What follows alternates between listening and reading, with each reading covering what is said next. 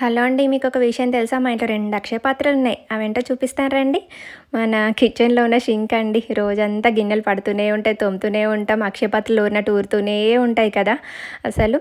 ఇంకొకటేంటంటే, మనం విడిచిన బట్టలు వేసే టబ్ అండి. బట్టలైతే పూట పూటకి ఊరుతూనే ఉంటాయి, ఉతుకుతూనే ఉంటాం, ఊరుతూనే ఉంటాయి. ఏదైనా ఫంక్షన్‌కి వెళ్ళినా, ఒక్క పూట జ్వరమొచ్చి పడుకున్నా, షింక్ నిండా గిన్నెలు, టబ్ నిండా బట్టలు అలాగే ఉండిపోతే పడుకున్నా సరే మనశ్శాంతి ఉండదు. అవే గుర్తుకొస్తుంటాయి. ఎప్పుడు చేద్దామా అని చెప్పి. కనీసం జాబ్ చేసే ఆడవాళ్ళకి కొంచెం రెస్పెక్ట్ అయినా ఉంటుంది జాబ్ చేస్తారని. ఇంట్లో ఉండే లేడీస్కి అసలు అది కూడా ఉండదు. డే అండ్ నైట్ చేస్తూనే ఉండాలి. మధ్యాహ్నం ఒక 1 అవర్ ఖాళీగా ఉండి టైంపాస్కి ఏమైనా రీల్స్ చేస్తుంటే అబ్బా వీళ్ళు ఎంత ఖాళీయో, పని పాట ఏం లేదు కదా అని అన్నట్టు మాట్లాడుతుంటారు. కొంతమంది హస్బెండ్స్ అయితే మీ ఆవిడ ఏం చేస్తుందంటే, మా ఆవిడ ఏం చేయదండి, హౌస్ వైఫ్ ఖాళీగానే ఉంటుంది అంటారు. ఒక్కసారి ఇంటికెళ్ళి చూడండి నాయన, మీ ఆవిడ ఖాళీగా ఉందా తెలుస్తుంది. ఫోన్లో టీవీలో మొహం పెట్టకుండా తను చేసేది గమనించండి. లేకపోతే తన ప్లేస్లో ఒక్కరోజు ఉండి చూడండి, మీకే అర్థమవుతుంది ఖాళీగా ఉందా లేదా అనేది.